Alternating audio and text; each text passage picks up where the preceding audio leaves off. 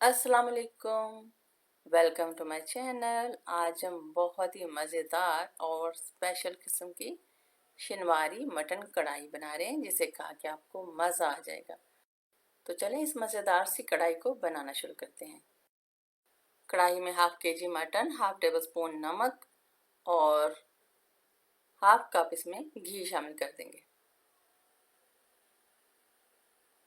लहसुन अदरक का पेस्ट इसमें 1 टेबल स्पून शामिल कर देंगे।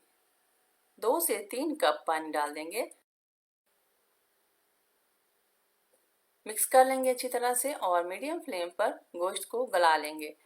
जो ऊपर बार बार झाग आ रही है, इसको हम हटाते जाएंगे।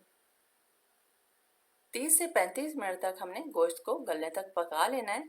तो 30 से 35 मिनट गुजर चुके हैं। गोश्त जो है हम एक बार चेक कर लेते हैं। अभी इसमें स्टॉक मौजूद है और जो गोश्त है वो अच्छे से गल चुका है। तो इस स्टॉक को हमने खुश्क कर लेना है। फिर इसमें 4 टमाटर शामिल कर देंगे, 2 हिस्सों में काट के, और 4 से 5 हरी मिर्चें काट के शामिल कर देंगे। टमाटर को पलट देंगे और जो छिलके वाला हिस्सा है उसको नीचे की तरफ करेंगे, ताकि जो छिलके हैं वो आराम से जल्दी से उतर सकें।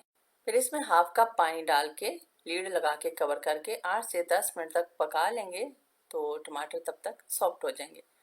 टमाटर जो है वो सॉफ्ट हो चुके हैं। अब इनका हम छिलका हटा लेंगे और साथ साथ चम्मच की मदद से टमाटरों को तोड़ते जाएंगे और मटन में मिक्स करते जाएंगे।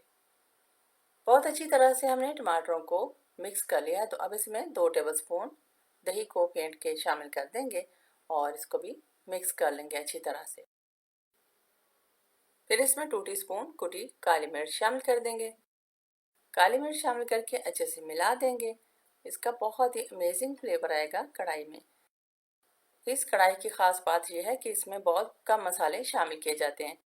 कढ़ाई में थोड़ा सा हरा धनिया और अदरक जूलियन कट करके शामिल कर देंगे। कढ़ाई बिल्कुल तैयार है। आप इसको तंदूरी रोटी या फिर नान के साथ एंजॉय कर सकते हैं। आप इस मज़ेदार सी शिनवारी कढ़ाई को ट्राई करके मुझे अपना फीडबैक ज़रूर दीजिएगा।